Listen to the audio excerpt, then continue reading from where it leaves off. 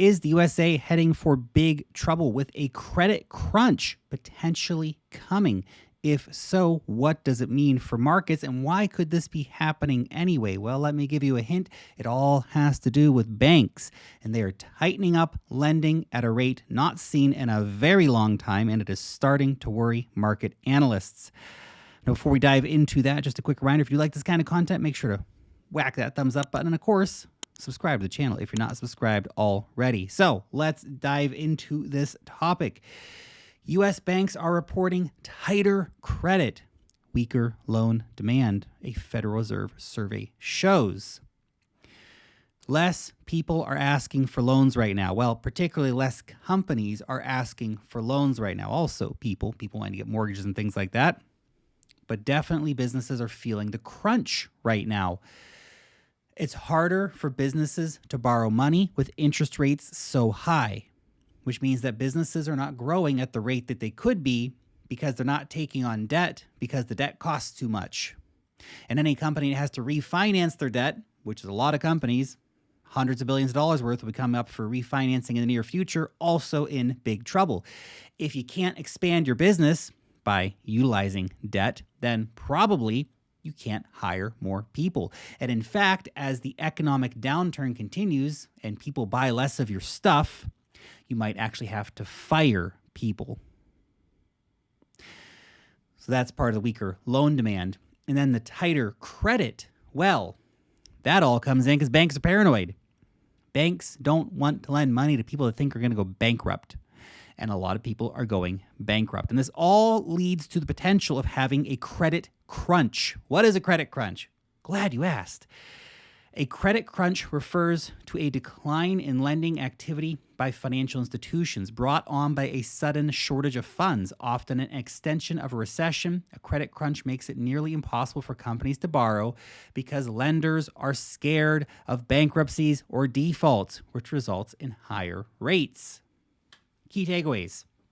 A credit crunch refers to a decline in lending activity by financial institutions brought on by a sudden shortage of funds. A credit crunch often occurs in recessions, making it nearly impossible for companies to borrow because lenders are scared, and a credit crunch often follows a period in which lenders are overly lenient in offering credit and results in higher rates as a way to compensate the lender for taking on the additional risk. And of course, 2020, 2021, we saw lenders being very lenient with their lending, right? People were borrowing money for like 1.5%. Companies were loving it. Well, times they are a-changin'. Times have changed. And whether it be companies or regular people, banks don't want to give out money as freely these days. And the money they do give out is coming in at a much, much higher price tag. Money ain't free no more. Money ain't cheap no more either. Money's got very expensive for companies to borrow, and they're thus borrowing less of it. Now, before we get into why this is so important as a metric to be watching for investors when we're talking about the macro scene and how it can affect our risk assets, whether we're talking about tech stocks or Bitcoin or anything else, I want to let you know about Wealth Mastery. This is my weekly cryptocurrency newsletter. Every single issue is super jam-packed, full of value for you. We talk about the news. We talk about altcoins and DeFi and NFTs and technical analysis and much, much more. Join our 75,000 weekly readers and sign up for free using the link in the description and start getting this 3 times per week to your inbox. The Dimension's free. It's free. Check it out. Okay. Banks currently warning of a lending pullback, which of course, again, weaker demand, higher diligence from the banks. That all fuels fear of a recession. Again, while we have seen a big change in the recession conversation, where, for example, Goldman Sachs is now saying, well, there's only a 15% chance of a recession anymore. We're going to get the soft landing. We heard a lot of soft landing narrative back in 2007 before 2008 happened. Maybe we do get a soft landing. Maybe the Fed pulls off the magic trick. Chances are, though, we'll have high rates, we'll plateau.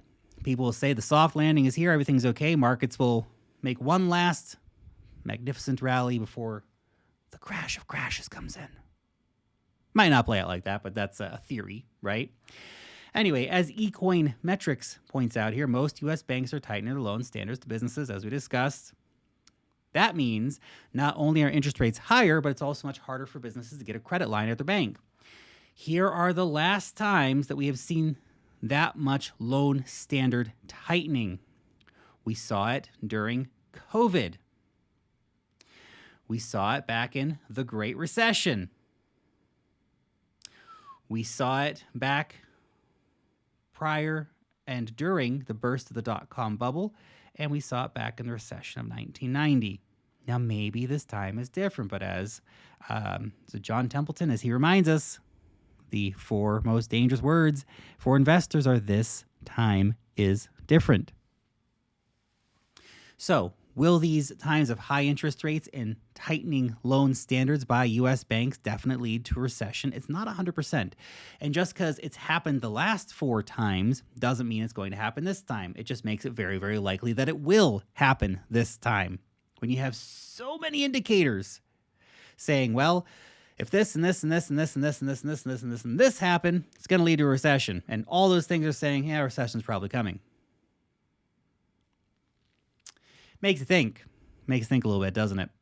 So certainly interesting to see how that has lined up in the past with recession events coming. Of course, that is where we are right now. We have this tightening of loan standards. We have the high interest rates, which means a general economic slowdown will come. And it's a lagging thing. It doesn't happen overnight. It takes 6 months, 12 months, 18 months for this stuff to really start to play out in the real world. And as Kevin O'Leary says, of course, take what he says with a bit of a grain of salt, but he is a big business leader, so it's worth paying some attention to what he has to say. He says, we have a crisis emerging, referring to the 11 interest rate hikes from Federal Reserve. He said these rapid rate hikes have occurred, and the unprecedented speed of these hikes may put small businesses in a difficult position. The cost of capital has gone through the roof. O'Leary believes that smaller companies are particularly vulnerable. He says if you're in the S&P 500, you're not going to have any trouble financing your business. But you can't say that about small businesses anymore.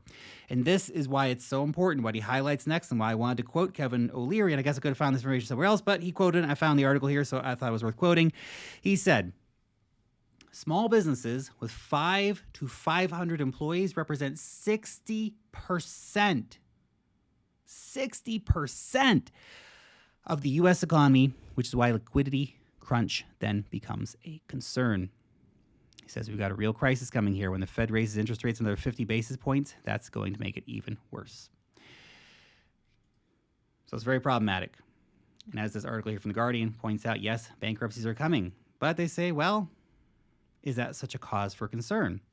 Well, they say, no, none of this is really a surprise. Pandemic funds have run out, inflation remains sticky, the world's economy has been running slower this year, and the cost of capital is the highest that it has been in decades due to the interest rate hikes, right?